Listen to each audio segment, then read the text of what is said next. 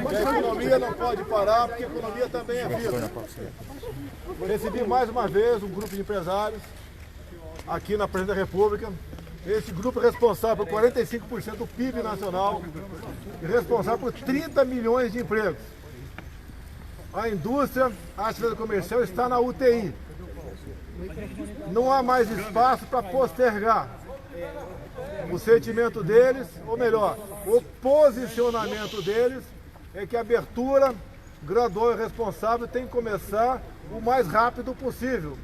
Caso contrário, podemos atingir situação de países que nós já conhecemos, que fica impossível a gente voltar a ser o que nós éramos em janeiro do corrente ano. Então, com esse objetivo, apelando à sensibilidade de todos, que a responsabilidade é de todos, é do Executivo, Legislativo, Judiciário, governadores, prefeitos, empresários, e buscar a solução para isso. Então eles vieram aqui mostrar ao senhor presidente Dias Toffoli, presente aqui nesse evento, o que realmente está passando a atividade econômica do Brasil.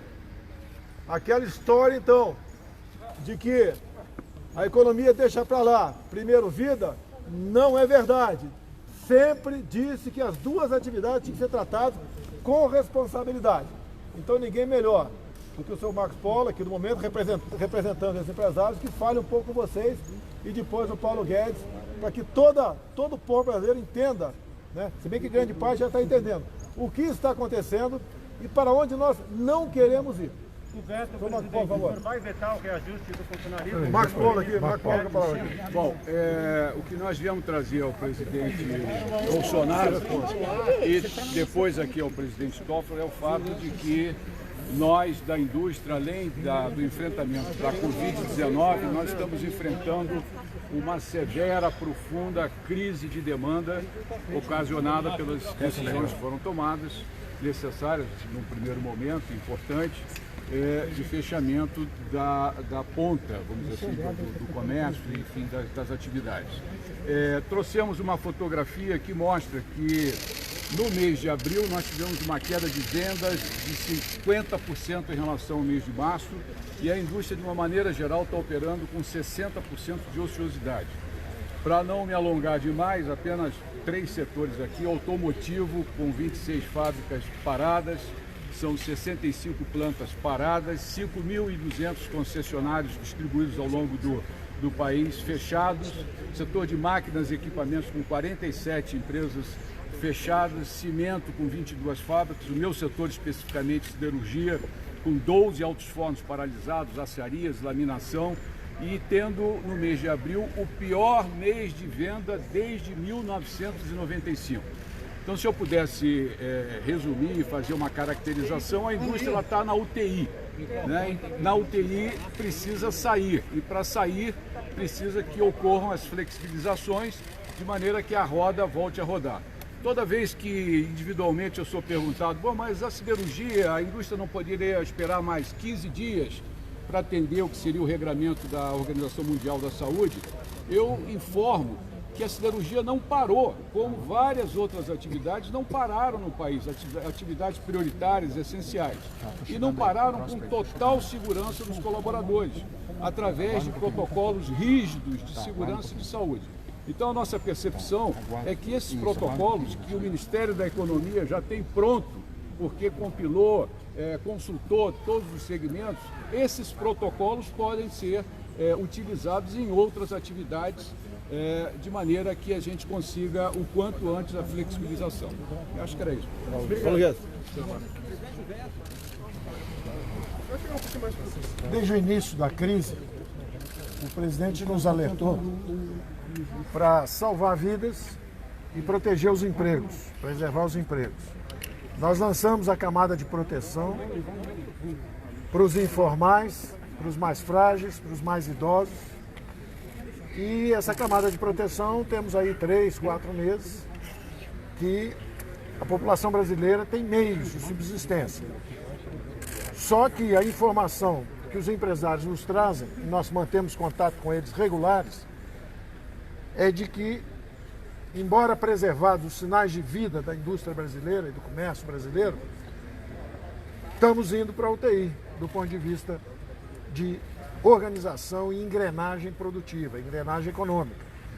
Então, na hora que eles nos comunicaram isso, o presidente imediatamente disse, olha, esse é um trabalho que nós temos que fazer juntos, vamos compartilhar essa informação com o Supremo, para que todos vejam que, embora nós tenhamos preservado os mais frágeis e os sinais de vida, de funcionamento da economia brasileira, como disse o Marco Polo, as acearias ainda estão funcionando, está tudo funcionando, a 40% de capacidade.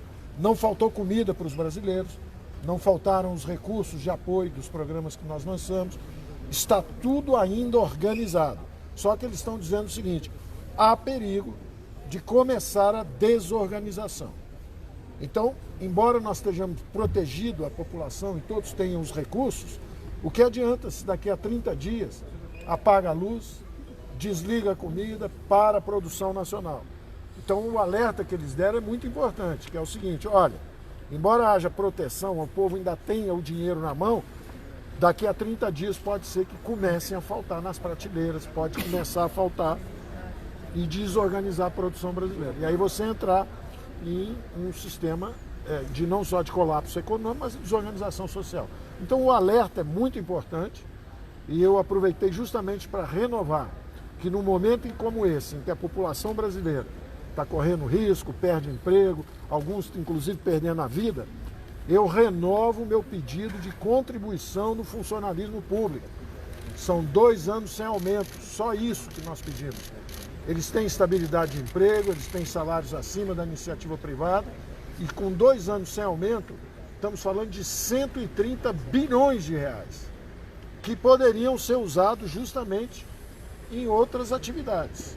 Poderiam ser usados para preservar vidas, poderiam ser usados às vezes para estender um programa social qualquer, e não é justo que num momento como esse, dramático da população brasileira, e a opinião pública pede isso, quer isso, eu acho que é uma oportunidade que o Congresso teve, e como o Congresso aprovou algumas coisas que são muito importantes, como a descentralização dos recursos para estados e municípios, mas não fechou essa porta para esses aumentos, eu estou sugerindo ao presidente da República que vete, que permita que essa contribuição do funcionalismo público seja dada para o bem de todos nós e para o bem deles, perante também a opinião pública brasileira.